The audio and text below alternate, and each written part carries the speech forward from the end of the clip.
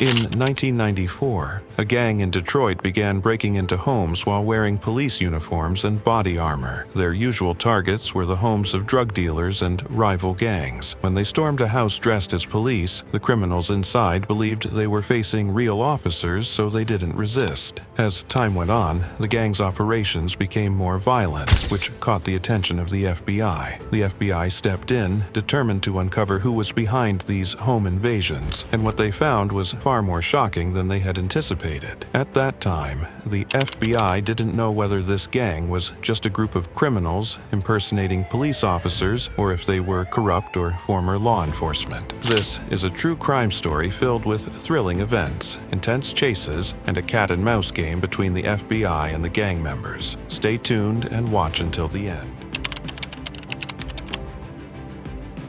Our story takes place in the 1990s, specifically in Detroit, Michigan. Detroit was known for several neighborhoods infested with dangerous gangs, where drug trafficking, violence, and all kinds of crimes like theft, murder, and assault were common. Despite the efforts of the police and local authorities to combat these crimes, it was impossible to fully eradicate them due to the sheer number of gangs present in these areas. The most they could do was try to maintain some control and prevent things from escalating further. However, things began to spiral out of control when a gang started breaking into people's homes seemingly at random. At least, that's what the police initially believed. They thought these break-ins and robberies were random, but over time they started noticing a pattern.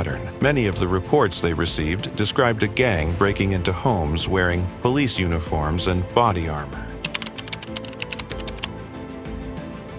One of these incidents took place in February 1994, when this gang targeted a house in a neighborhood notorious for drug trafficking and smuggling. Residents in the area were accustomed to police raids on certain homes, as law enforcement would often crack down on drug dealers. The gang members wore uniforms that resembled police attire, with police written on their body armor, and they were armed with heavy weapons, looking like a SWAT team. The only noticeable difference was that they weren't wearing helmets, just regular masks. They stormed the house, shouting that they were the police and ordering everyone inside to get on the ground. Naturally, the criminals or drug dealers inside, even if they were armed, chose not to resist because no one wanted to get into a shootout with the police or special forces. But the situation quickly took a darker turn when the gang members started behaving aggressively. They pointed their weapons at the people inside and threatened them at gunpoint to tell them where the money was hidden. The money, of course, being profits from drug deals.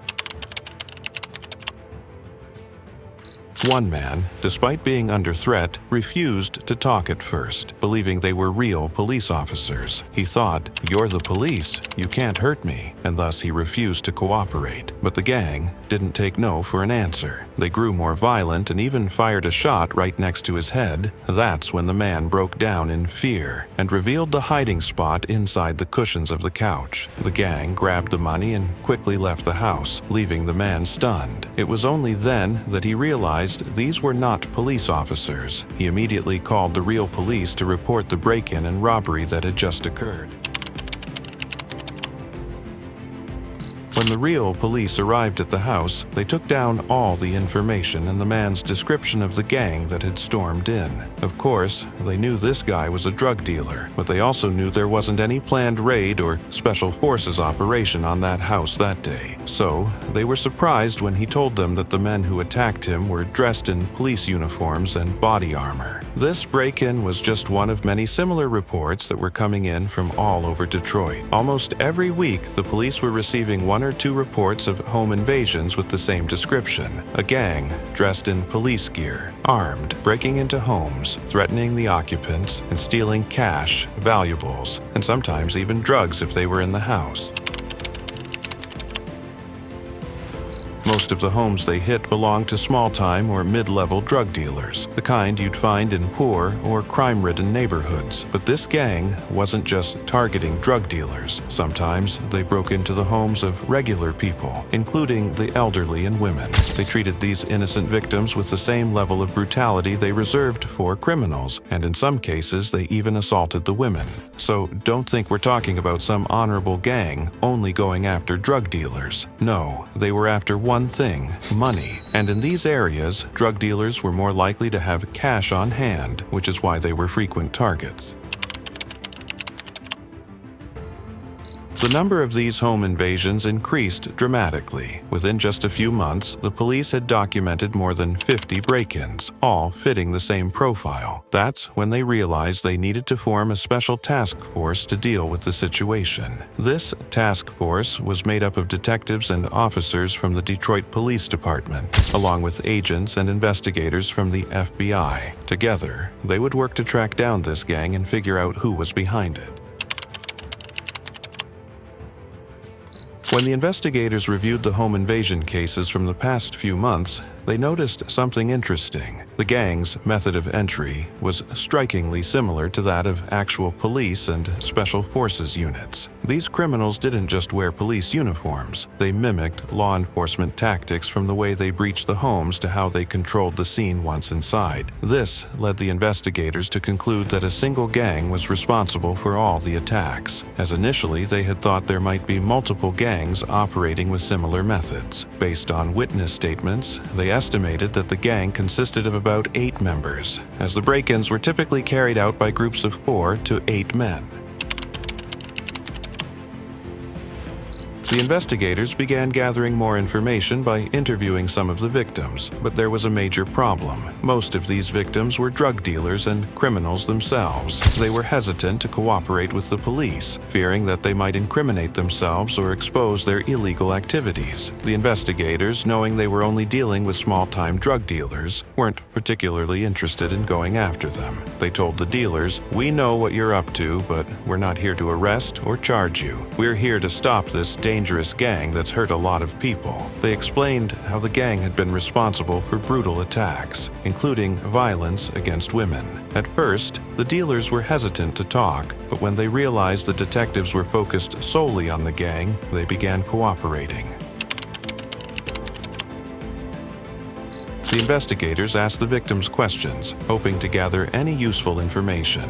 Unfortunately, there wasn't much to go on. The gang was incredibly cautious, leaving no evidence behind, and they never let anyone see their faces or anything that could identify them. The home invasions continued, and the violence escalated. More innocent people were caught in the crossfire. For example, the gang accidentally broke into an elderly woman's house. She was over 70 years old. They were supposed to target a gang or drug dealers as usual, but it seemed like they hit the wrong house. Instead of realizing their mistake and leaving, they immediately began threatening the elderly woman, demanding she tell them where the drugs and money were hidden, even though she had nothing to do with any of it. In their rage, they broke her arm during the interrogation and then left, cursing and yelling at her. It wasn't just her. They once broke into a house with a mother and daughter inside and assaulted both of them. In fact, in at least 6 of the reported home invasions, women were violently attacked by the gang. These weren't just random attacks on drug dealers. The gang was terrorizing innocent people as well. Seeing the brutality inflicted on these innocent victims, especially the elderly and women, fueled the investigators' determination to bring this gang to justice.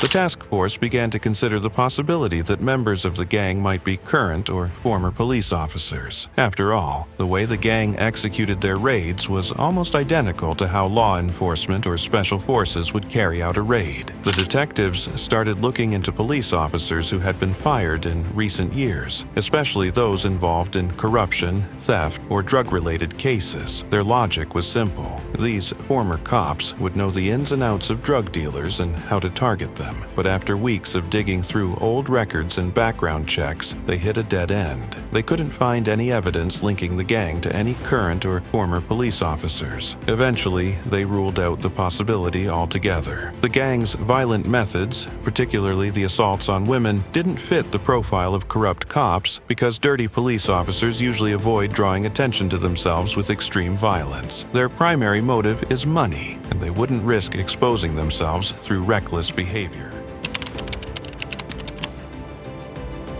Despite their best efforts, the investigators struggled to identify any members of the gang. The search seemed endless. They combed through every house that had been raided and interviewed every victim they could, but they kept coming up empty. Then, a stroke of luck changed everything. On the night of July 26, 1994, the police received a report of a shootout between several individuals. When officers arrived at the scene, they found a man lying on the ground, riddled with bullets. This would turn out to be the breakthrough the task force desperately needed. The man was alone. It was clear that the other individuals involved in the shootout had fled or disappeared from the scene, likely abandoning him when they saw how severely injured he was. He fit the profile of one of the gang members perfectly. He was wearing police gear, including a vest, and a mask covered his face. In his hand, he held a gun, and not just any ordinary weapon. It was the kind of firearm that could even penetrate body armor. An ambulance arrived quickly and rushed the man, identified as Dant Garrison, to the hospital. The officers who found him immediately notified the special task force, and the detectives hurried to the hospital, hoping he would survive. They knew this man might finally be the lead they had been searching for over the past 2 months. After running his fingerprints, they confirmed his identity. When Dant regained consciousness, the detectives wasted no time. Despite his exhaustion and pain, he had been shot 5 times in the leg, arm, and abdomen. He was able to give them some answers. Dant acknowledged that he had been in the shootout and told them he was willing to answer their questions, but he needed to rest first. From his responses and his emotional state, the investigators sensed that Dant might be willing to cooperate, so they left him to rest, feeling optimistic but knowing they had to play their cards right. They realized he wouldn't agree to help unless they made him feel comfortable and provided him with assurances for his protection. Back at the task force headquarters, the detectives discussed their strategy to gain Dant's cooperation. Their goal was to turn him into an informant who could help bring down the gang. One officer, Al Page, mentioned he personally knew Dant and his family. Using this connection, Al visited Dant and convinced him to cooperate in exchange for immunity from prosecution. Dant revealed that the gang was much larger than investigators thought, consisting of around 30 members. Each operation was carried out by smaller teams of 4 to 8 men. He also disclosed the gang's leadership: O.B. Carter, the mastermind, and Andre Woods, the brutal enforcer. O.B. planned the operations and conducted surveillance on targets, while Andre trained members in police-style tactics and led the raids, often resorting to extreme violence.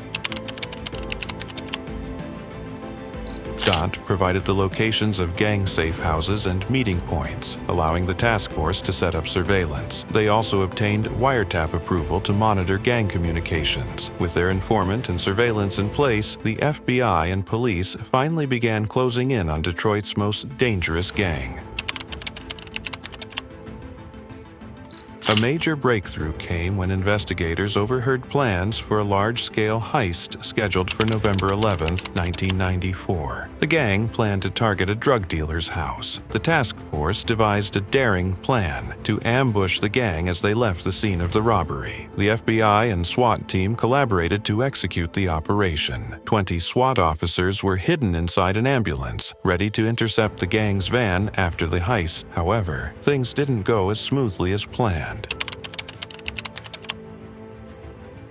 As the gang left the robbery in their van, the SWAT team moved in. Sensing something was off, the gang fled, triggering a high-speed chase. During the pursuit, the gang opened fire, leading to a dangerous shootout. Officer Steve Miller, who was part of the pursuit, narrowly escaped an ambush set by fleeing gang members. Amid the chaos, the gang's leader, O.B. Carter, was fatally shot. His death marked a turning point in the case, but the pursuit wasn't over. 2 members were arrested, while others managed to escape.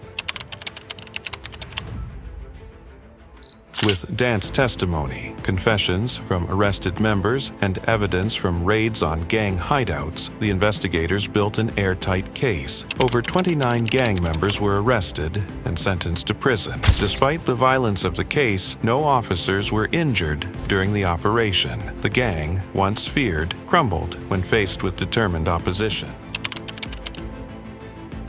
The story of the fake police gang is a chilling reminder of how far criminals will go in pursuit of power and money. Thanks to the efforts of law enforcement, justice prevailed, and Detroit's streets became safer. If you enjoyed this story, don't forget to like, subscribe, and hit the notification bell for more incredible tales. Thank you for watching.